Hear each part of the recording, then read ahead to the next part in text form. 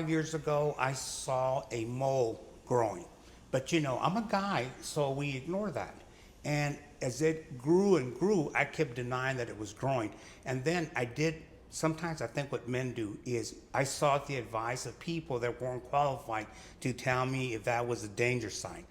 I would ask doctors, but doctors that were not in that field, and they would say, no, I think it's okay. Well, I ran into a wall, and it started bleeding, and a friend of mine who then was the CEO of the electric company was really angry with me and shouted at me about caring for myself. So I went ahead and made an appointment out of fear. And when I went, the first thing I walked in and the nurse saw it and she goes, "This doesn't look good." Then I sit down with a doctor, he sees it, just looks at it and he says, "This doesn't end well." Well, very quickly I was diagnosed with a 4 centimeter cancerous tumor, and based on the lab results, the group of doctors said, it's metastasized and you have 6 months to a year to live. And we will do what we can to prolong your life, but we're pretty certain that you're about a year away from passing on. So, of course, that's emotionally devastating, but I'll tell you what's the worst part.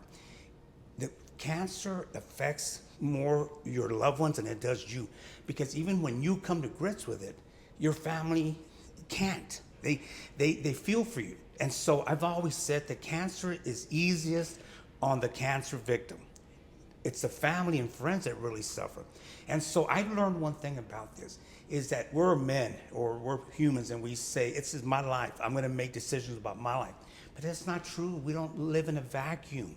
There are loved ones. There are people that depend on us. There are people that work for us that depend on us. There are, future generations that want to experience your life. We really owe our life to a village of friends and family and co-workers. So it really was my duty to take care of myself to the extent that it was possible. We now know that early detection is a great potential lifesaver.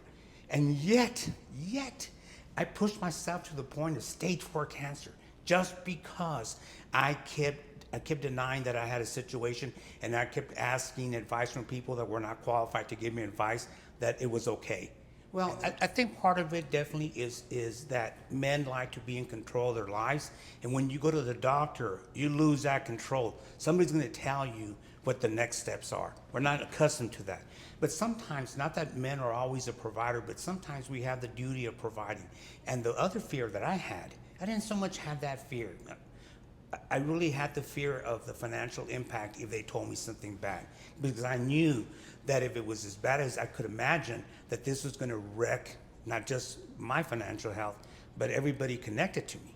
So I think it's also the fear of the financial responsibility of being sick, because if you're a caretaker, it's gonna impact a lot of people.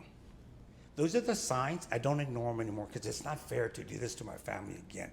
If I get a brain tumor and it takes me, we all have an end date.